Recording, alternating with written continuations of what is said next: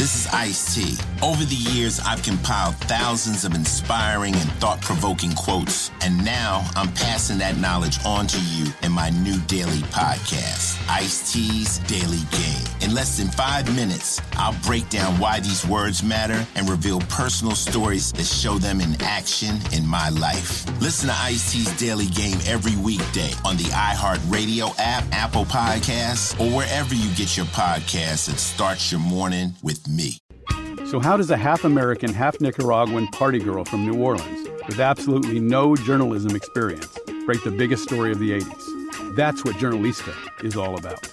I'm a woman, wife beater t-shirt, not wearing a bra, curses like a sailor. I got balls bigger than any man. Dan Rather used to call me his secret weapon. Listen to Journalista every Tuesday on the iHeartRadio app, Apple Podcasts, or wherever you get your podcasts. Out of the Shadows is a podcast on America's immigration system told through the eyes of our Latino community. I didn't understand how difficult life was going to be being an undocumented person. I became undocumented at the age of 14. I'm Patty Rodriguez. And I'm Eric Galindo. Follow us as we tell the incredible true story of a group of young people who took on the system and changed the course of history. Listen to Out of the Shadows Dreamers on the iHeartRadio app, Apple Podcasts, or wherever you get your podcasts. Hi, listeners. Welcome back. I'm Nedra Glover-Tawwab, and you need to hear this. In today's episode, we will be talking about some perpetual generational communication issues. I feel like we are in this generation of more mental health awareness. We have terminology, we certainly have increased access, and we have a level of openness that some of our elders, some of our aunties and mamas and daddies did not have.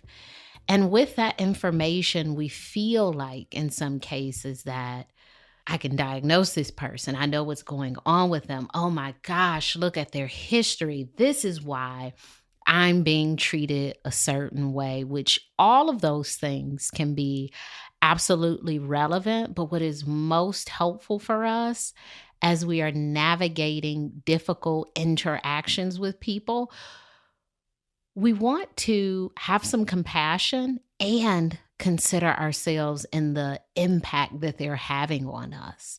Sometimes being too compassionate or thinking about all the things that this person has been through, creating this psychosocial history of their issues can not be helpful for us. It cannot be helpful because instead of responding to what we're experiencing with them, we're really dealing as if we are their social worker.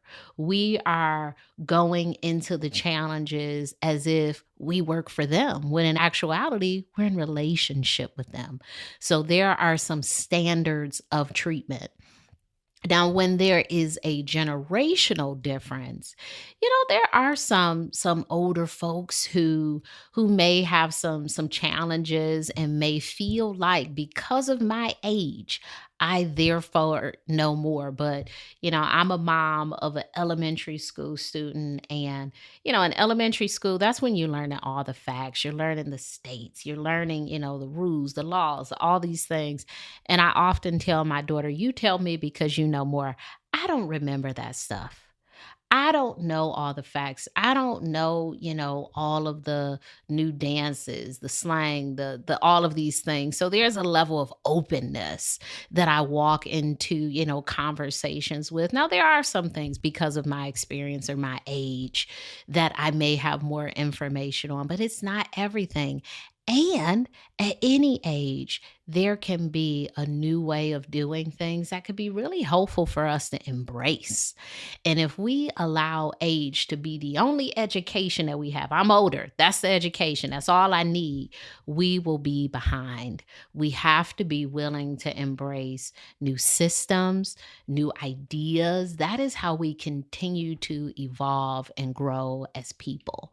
So this call today, it is not just about generational issues, but also communication issues and really dealing with things inside of a religion system that teaches you to or you believe teaches you to consider things a certain way. So let's get into today's call. Hi, Nedra. I'm somebody who's early in my journey of learning what boundaries are, that I should have them, and how to place them. So I'm calling in today because of a relationship with a problematic person that I want to try to end, but I'm not sure how to do that or if I even can. It is a sticky sort of situation. And if I can't end it, I hope you can help me find or identify what I can do in this situation. So I live in the Bible Belt. My home church, I've grown up in this one church my whole entire life. I'm 30 years old and I'm now on staff at this church that I've grown up at. And it has some of the most kindest and loving people in it that you would ever meet. But there's always that one person, isn't there? There is this one woman who has attended for many, many years, and I have known her my whole life. She's friends with my mom, and whenever I was a child, she was nice to me and we got along. I would go over to her house often for church-related gatherings, and I remember, feeling welcomed and accepted whenever I was a child. But right around the time that I turned 12 years old, there was a shift in the way that she treated me. She started talking down to me and being harsh with her words and quick to point out if she felt that I had said or done something that she felt like I shouldn't have done or should have done, and I didn't do it. These were always overreactions, but they would make me feel very small and worthless. Sounds like a long history of having some tragic interactions starting as early as 12 years old. I wonder, are you feeling these present situations as your 12-year-old self?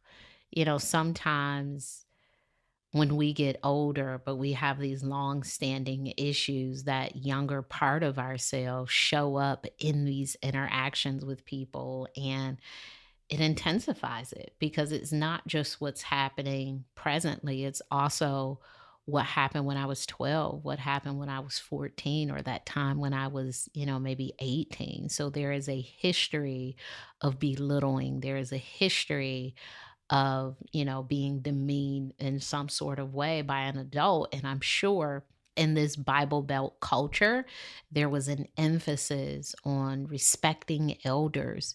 And sometimes you are taught to respect elders that are not very respectful towards you.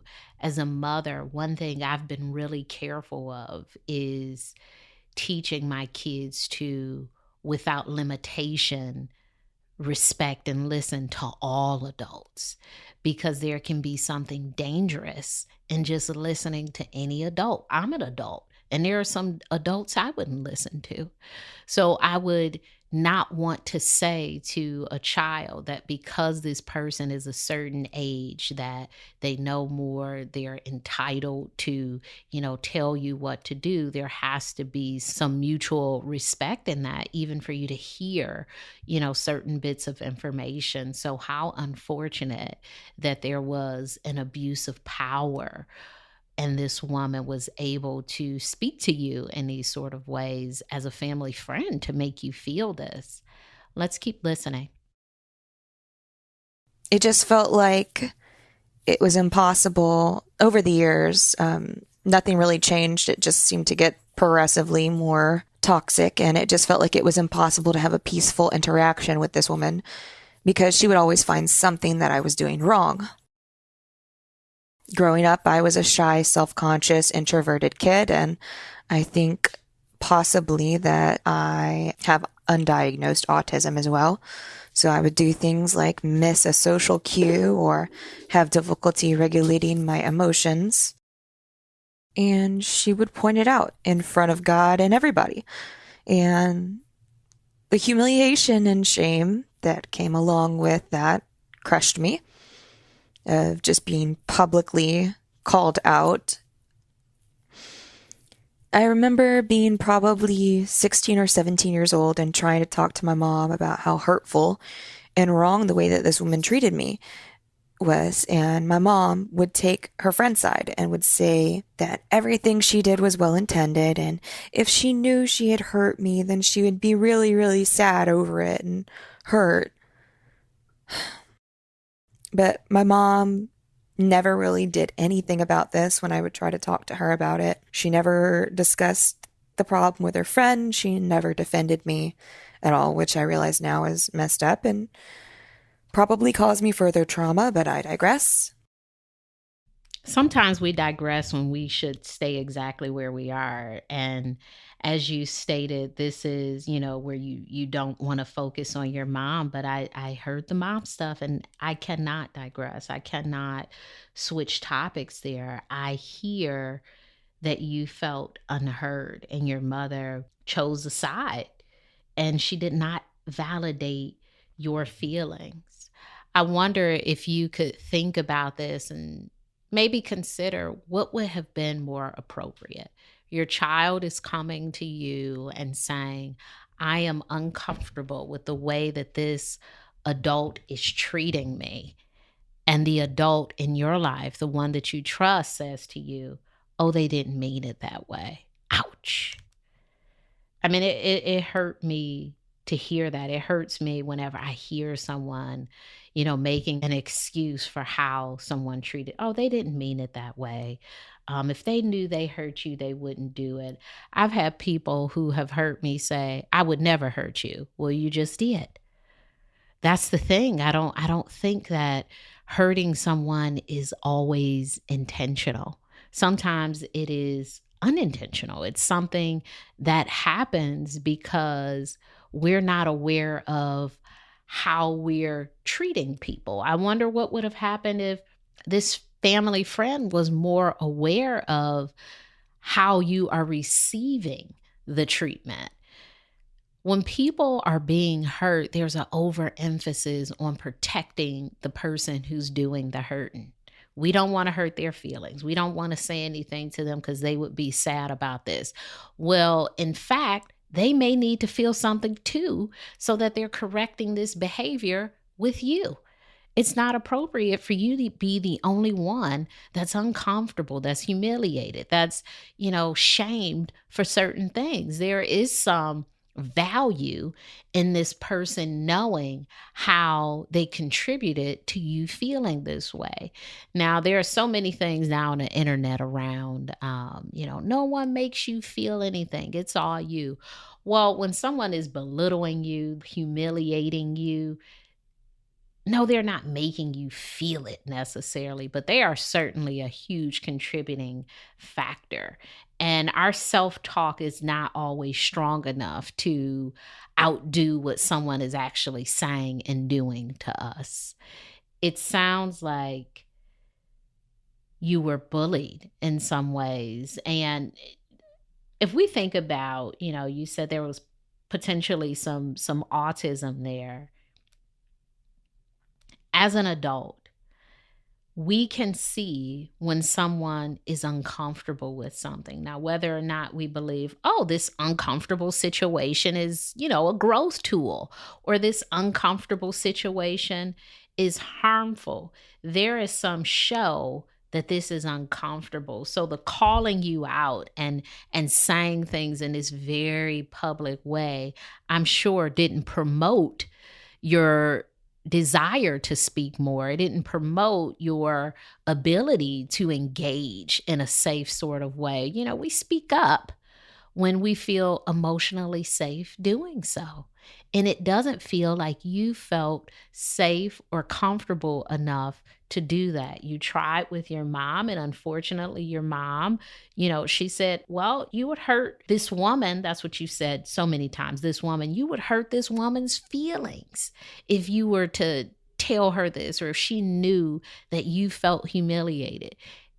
It is so interesting when we protect the person who is actually harming other people. The person doing the humiliation should not be the protected person. The person who is shaming should not be the protected person. There are times when we are taking things the wrong way, but that statement is also used as a way to get us to take more, to tolerate more. We're told to toughen your skin. It's you, it's not this other person. When will folks be called to stop being mean? When will they be called to stop humiliating other people? When will they be called to stop bullying? Why does the person with the issue have to get tougher? How about the other person become nicer? Can we make that transition that we're just nice to people? If there's, some cue a person didn't pick up on, do we have to call them out in front of other people? When it comes to kids, I get very impassioned because they're such gentle spirits. And we have a history of neglecting and abusing people who can't protect themselves. There is not many things that a child can do against an adult. And it's really unfortunate when children are not protected by other adults. And it's even more frustrating when adults continue to perpetuate this abuse of children, because oftentimes they don't act like this with other adults. It's like this power dynamic of, you're a child, so I can do this. This is appropriate behavior, but it's not appropriate behavior with other adults. In no way would you call another adult out for not saying something properly or for doing things in a certain way. There would be a certain level of respect, and kids deserve to be respected. It doesn't matter their age. It's not like once you turn 18, you are deserving of respect. You are deserving of respect for being a human being. There is no age attached to that. Everyone in our country has a voice. It's something that says not just where you come from, but who you are. Welcome to NPR's Black Stories, Black Truths, a collection of podcasts and a celebration of the hosts in journalism who've always spoken truth to power. Our voices are as varied, nuanced, and dynamic as the Black experience, and stories should never be about us without us. Find NPR Black Stories, Black Truths on the iHeartRadio app or wherever you get your podcasts. Do you lay awake scrolling at bedtime, or wake in the middle of the night and struggle to fall back to sleep? Start sleeping better tonight. I'm Catherine Nicolai, and my podcast, Nothing Much Happens, Bedtime Stories to Help You Sleep, has helped millions of people to get consistent, deep sleep. I tell family-friendly bedtime stories that train you to drift off and return to sleep quickly, and I use a few sleep-inducing techniques along the way that have many users asleep within the first 3 minutes. I hear from listeners every day who have suffered for years with insomnia, anxiety at nighttime, and just plain old busy brain, who are now getting a full night's sleep every night. I call on my 20 years of experience as a yoga and meditation teacher to create a soft landing place where you can feel safe and relaxed and get excellent sleep. Listen to Nothing Much Happens, Bedtime Stories to Help You Sleep with Catherine Nicolai on the iHeartRadio app, Apple Podcasts, or wherever you get your podcasts. Cassandra Wallace. From iHeart Podcasts and Nomadic Engine. You've escaped a serial killer, a seasoned interrogator, and the worst explosion in modern naval history.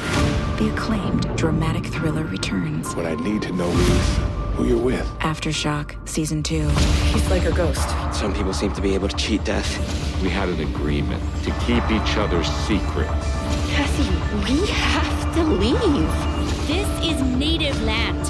You don't have the authority. None of you are making decisions to keep the rest of us safe, which leaves me. I'm asking for your forgiveness. Aftershock, Season 2, starring Sarah Wayne Callies, David Harbour, and Jeffrey Dean Morgan. Listen to Aftershock on the iHeartRadio app, Apple Podcasts, or wherever you get your podcasts. Let's continue. Fast forward to present day, I've discovered that it's not just me that this woman has hurt. Actually, I didn't even open up. Other people started opening up to me, and I found out that this woman has hurt a number of young girls and women brought them to tears over her criticisms over the years. Every single time, it's always unsolicited. I've heard that what some of the things that she does is she will criticize what a girl is wearing and make her feel, sinful and shameful for it when it's something super minor. And apparently she's also said that she believes these things that she's saying and doing are, quote, her ministry. Now, she can be nice and loving per se, but it always feels like it comes with strings attached. She'll do nice things for others, like gift giving or throwing a party or celebration for somebody who otherwise couldn't afford it, but it's almost like she forces these things on those people in an imposing sort of way, and then she expects something in return for her good deed, which is also another problem altogether. You are who you are, not just in the relationship that is problematic, but very likely in other relationships. And it sounds like she has shown up as herself in relationships with other young girls and women in the same way that she has shown up with you. Where are the same age adults? Where are they challenging her? Where are the mothers of these girls? I wonder how we become so indoctrinated around this idea that we have to be kind to this person who's being mean. Where are the adults? Where are the people who will stand up and say, this is inappropriate? And perhaps she's been able to manipulate some of these people, if she's able to throw parties or give gifts, and maybe the parents have been manipulated, but this is unkind and not okay behavior. This is a tough one. I too grew up with women who were elders in my family, or just family friends and this sort of thing, and there was some mean behavior. And I can recall, saying things about it. And it was the same thing, like, oh, that's just how mother so-and-so is. Or there was so much excuse making that in my little kid mind, I literally believed that when you became an older woman, you would just be a mean person. The only nice older folks I knew were my grandmothers. And I was like, what is it that makes them nice? Maybe it's baking a pound cake. So I guess if you bake pound cakes and you're older, you'll be nice. I don't know. I couldn't figure out that puzzle, but there was so many disgruntled women. And it's a lot of the similar stuff, like making comments about your body, just saying mean things. Little girls should do this. They shouldn't do that. And it was almost like, this is how they are. This is what to expect. I remember having one aunt who would just say, such mean comments. And if you walk by, she'd just pinch you in a very, mean sort of way, to the point I would avoid her. And I remember it would be like, go say hi to so-and-so. It's like, nope, I got to pee for 27 minutes. Like, I just don't want to go near Aunt so-and-so, because the behavior, it is just inappropriate. It's not inviting. It's not safe. And it's a way that we start to lose our voice. We're not allowed to have those boundaries with people. We're not allowed to say, this person is being mean to me, and as a result, I don't want to be around them. I don't want to be babysat by this person. I don't want to receive a gift from them. I don't want to go to their house. Please don't make me hug her. All of these cues that we're given that we're unsafe, we're not feeling love. We are being demeaned and diminished by people adults will bypass, because for their comfort, it may be easier for them to be in relationship with this woman who's made it her quote unquote ministry to be mean. I've never heard of the mean ministry. I've not heard of that. I'm not a theologian, but that isn't something that's a thing. Now, we can make anything that we want to, pursue in the world a thing, but that's not it. And it's not okay to engage in that way. And I am in no way saying that this is how you have to be, but unfortunately, I think it is a part of who some people choose to become. And, going back to what I said about their story, whatever reason it is. Maybe when she was younger, she couldn't do certain things. I don't know. Maybe she was never able to wear a skirt or, whatever these things are. Those things could all be true, and she should still be nice to others. There are so many things that we will not experience that, the youth will be able to experience, and they should not be punished for it. Times have changed. Things are different, and we know that shaming people and talking about their bodies is not okay. It's actually damaging and very detrimental to their mental health. Let's keep listening. I don't make any attempt to maintain a close relationship with her, but I do try to be civil and kind and the bigger person. But it's not easy, and sometimes I get triggered and feel like that defenseless 12-year-old little girl around her. And recently we had an incident of sorts. She was at a church event and she called me over. My mom had apparently shared with her that in the last couple of weeks, I've had 2 cousins pass away, one from each side of my family.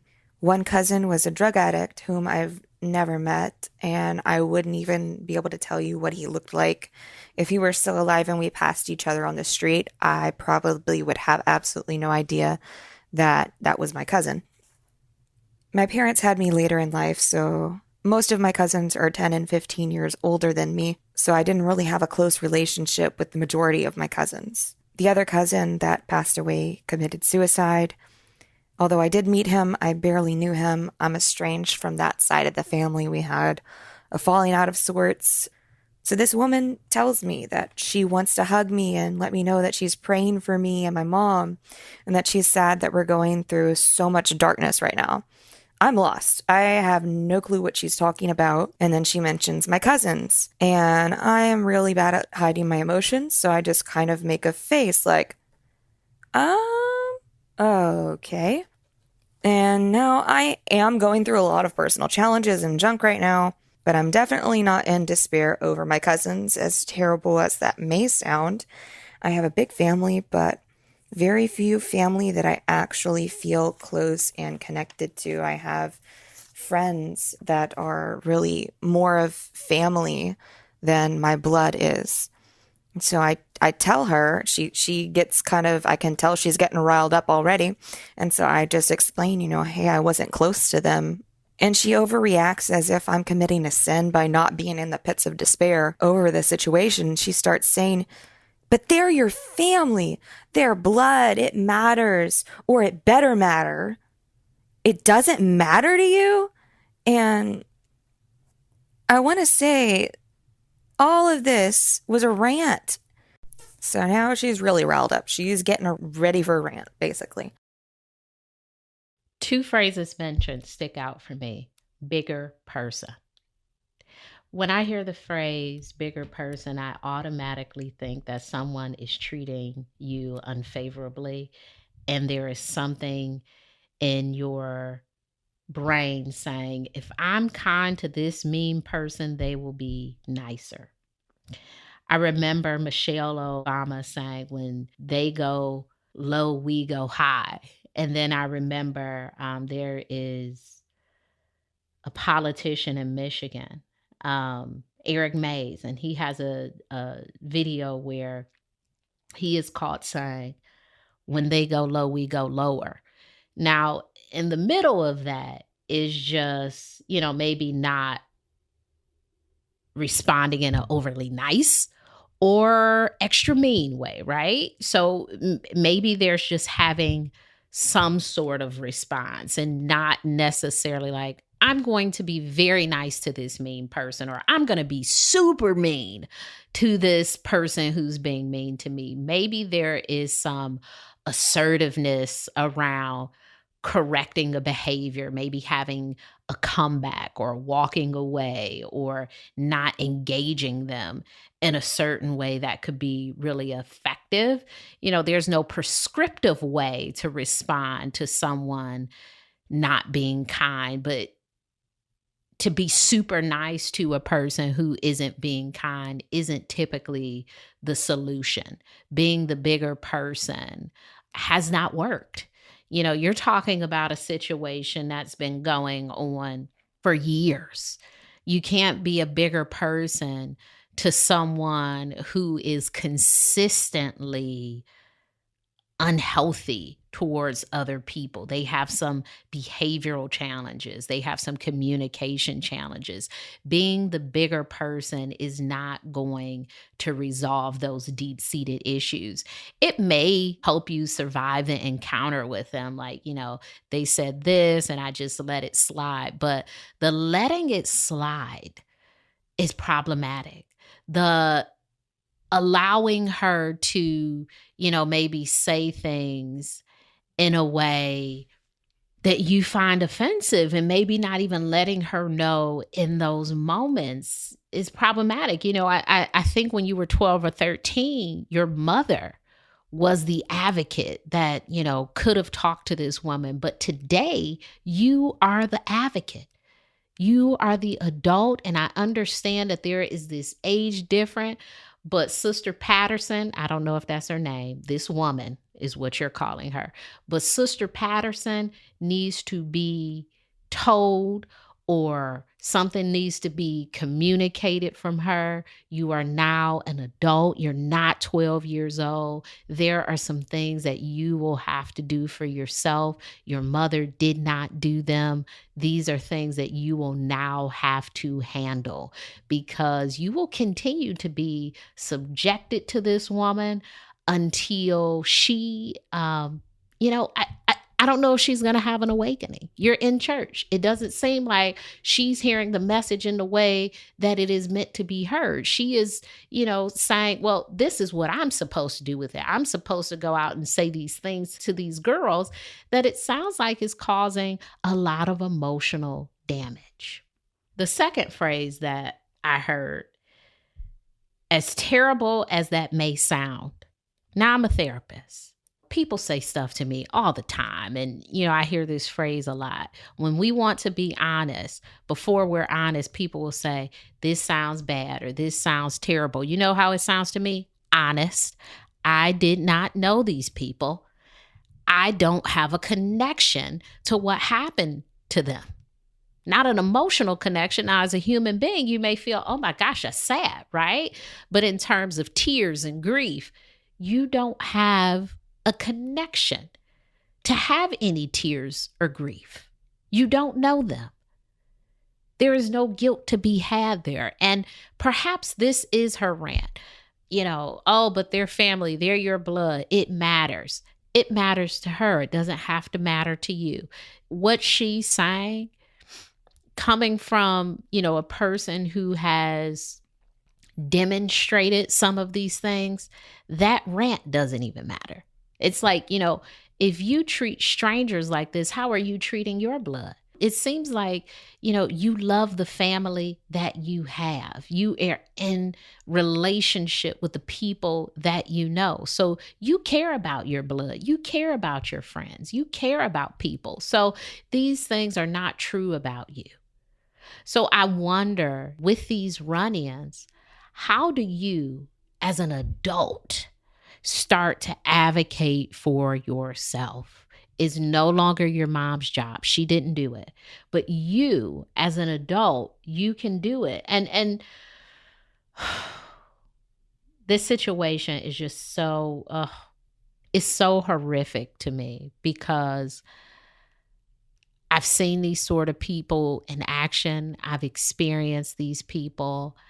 And this is very tough when you're in the culture of this is an elder and you should be respectful. But something internally is letting you know that this is an elder and this person is wrong. That's why you wrote this letter. That's why I'm responding to it, because you know that this is not something that you should be tolerating from a person of any age. I'm about to go on a rant. Everyone in our country has a voice. It's something that says not just where you come from, but who you are. Welcome to NPR's Black Stories, Black Truths, a collection of podcasts and a celebration of the hosts in journalism who've always spoken truth to power. Our voices are as varied, nuanced, and dynamic as the Black experience, and stories should never be about us without us. Find NPR Black Stories, Black Truths on the iHeartRadio app or wherever you get your podcasts. Do you lay awake scrolling at bedtime or wake in the middle of the night and struggle to fall back to sleep? Start sleeping better tonight. I'm Catherine Nicolai, and my podcast, Nothing Much Happens, Bedtime Stories to Help You Sleep, has helped millions of people to get consistent, deep sleep. I tell family-friendly bedtime stories that train you to drift off and return to sleep quickly, and I use a few sleep-inducing techniques along the way that have many users asleep within the first 3 minutes. I hear from listeners every day who have suffered for years with insomnia, anxiety at nighttime, and just plain old busy brain, who are now getting a full night's sleep every night.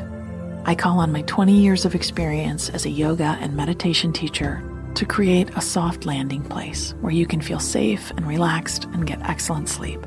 Listen to Nothing Much Happens, Bedtime Stories to Help You Sleep with Catherine Nicolai on the iHeartRadio app, Apple Podcasts, or wherever you get your podcasts. What's up? This is Chris Rudiger. I am the owner and co-founder of the 615 House, and you're listening to my new podcast, the 615 House Podcast, right here on iHeart. As an artist and entrepreneur myself, I feel incredibly lucky that I get to live in a city where there's so much creativity and artistry. And this podcast talks about it. It's a chance to take a deep dive with some of Nashville's hottest artists as we learn their stories and ask them questions about creativity, social media, and just how to balance life in an ever-changing industry. We talk about virality and how building a sustainable career is not as easy as it looks. My favorite part is that we get to learn the secrets and stories that you don't always hear on camera, and I try to keep the questions pretty spicy as these artists sit in the hot seat. Come on in, hang out with us as we talk to some of your favorite artists here on the 615 House Podcast. Listen to the 615 House Podcast on the iHeartRadio app, Apple Podcasts, or wherever you get podcasts.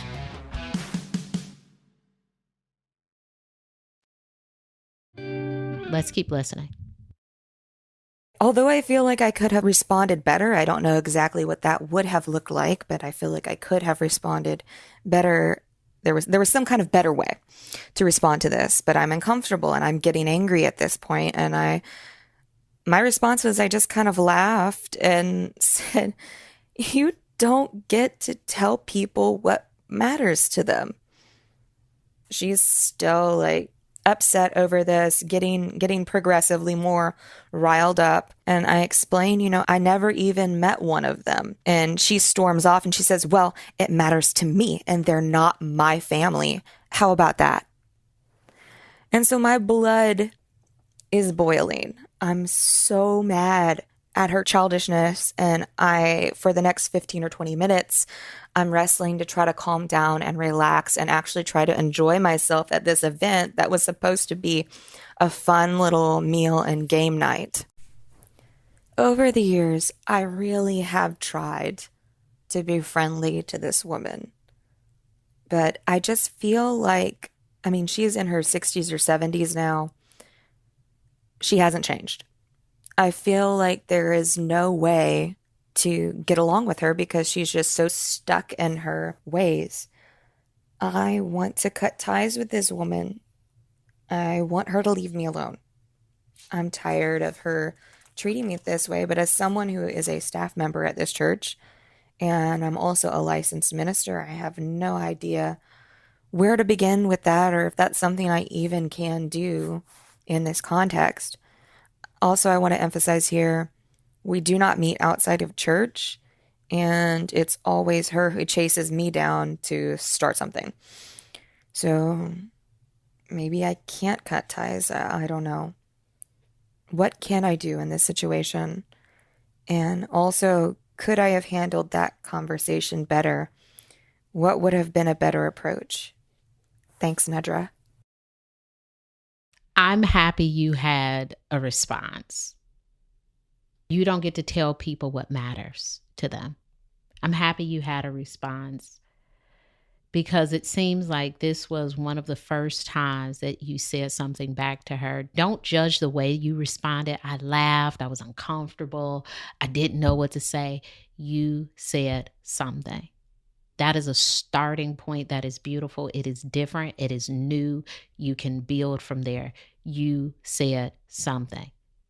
Prior to that incident, maybe you did just laugh it off. Maybe you weren't saying anything, but now you are starting to practice something different than her. So what you said was exactly what needed to be said.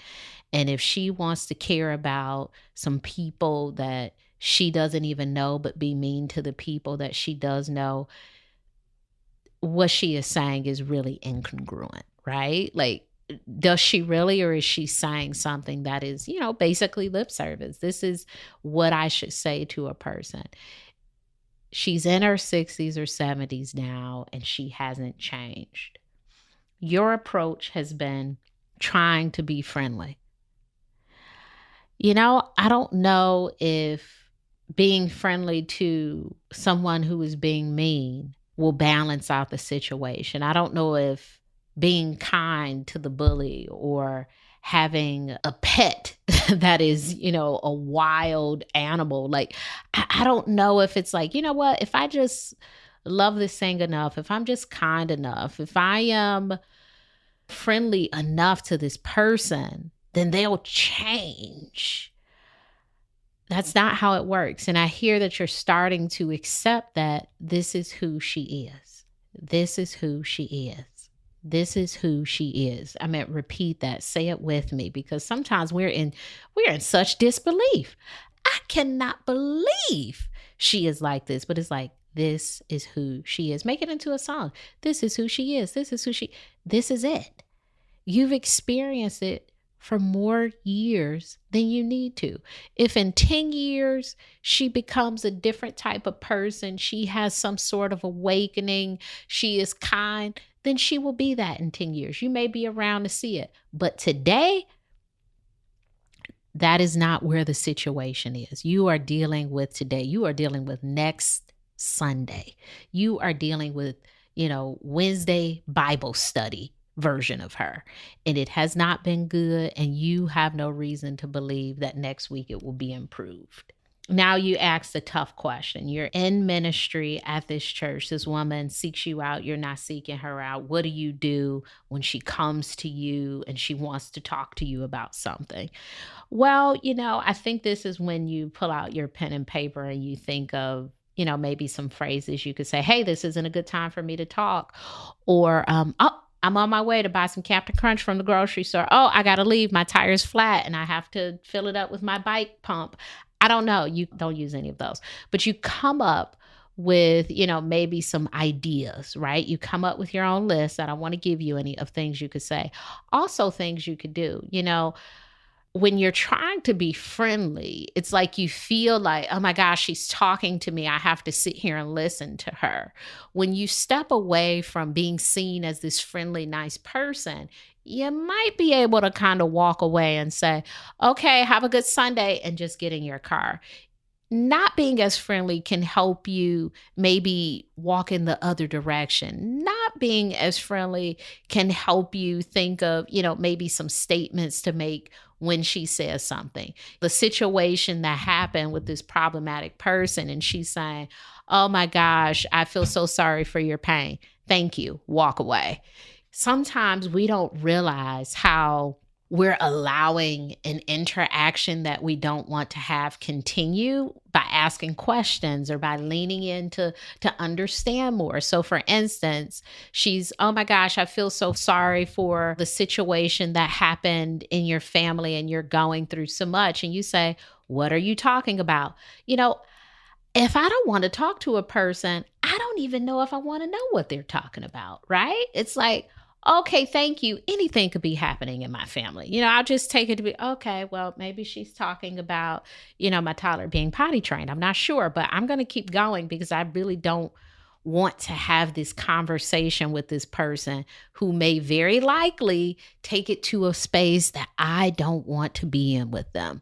So some of the resolution here will be you shortening these interactions, learning to walk away, change the topic, not going out of your way to be friendly, and maybe even thinking about not being friendly and just being normal to a person who's being really mean to you. There's nothing that says you have to be nice to a person who's being mean. Now, there are many instances where I'm like, don't match people's behavior. Always act in integrity. Be yourself. Well, there hopefully is a part of you that's a bit assertive. There's a part of you that is unwilling to tolerate someone mistreating you. That's the part of yourself that you need to be with that woman. This is a very, tough situation. I hear the pain in your voice. It is very sad that you've dealt with this for so long, but you are the person who will rescue you from this situation. I think, you did try to tell someone, but now you're telling yourself, you're telling me, and I'm saying you have got to do this for yourself. This is not something that, your mom can do. This woman is not having some awakening. She feels very justified in her behaviors. You will have to respond to this differently. You need to hear this. There are times when we pass off the work of helping ourselves to other people because we hope that they have the courage or they have the resources to give us what we can't give ourselves, what we might need. We want them to do the work. Oh, if I just say it to them, they will rescue me from this situation. Well, I am here to say that you might be the person that needs to rescue you. You are the person who needs to help yourself in some of these situations. It's not, another adult. It's not a person who's not in the situation. It is you. Save yourself. You Need to Hear This is an iHeart production hosted by me, Nedra Glover Tawwab. Our executive producer is Joelle Monique. Our senior producer and editor is Mia Dawn Taylor. Send us a voice memo with your questions about boundaries and relationships.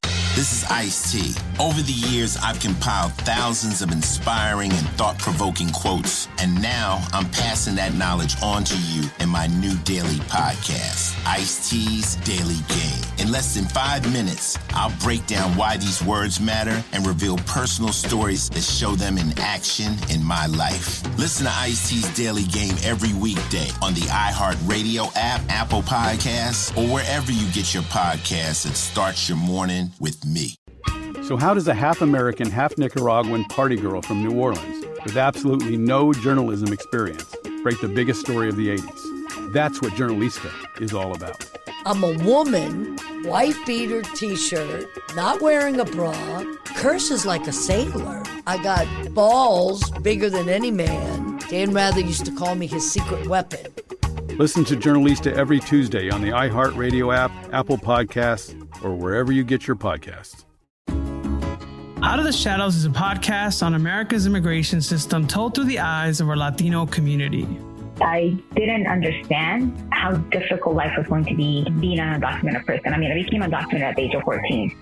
I'm Patty Rodriguez. And I'm Eric Galindo. Follow us as we tell the incredible true story of a group of young people who took on the system and changed the course of history. Listen to Out of the Shadows Dreamers on the iHeartRadio app, Apple Podcasts, or wherever you get your podcasts.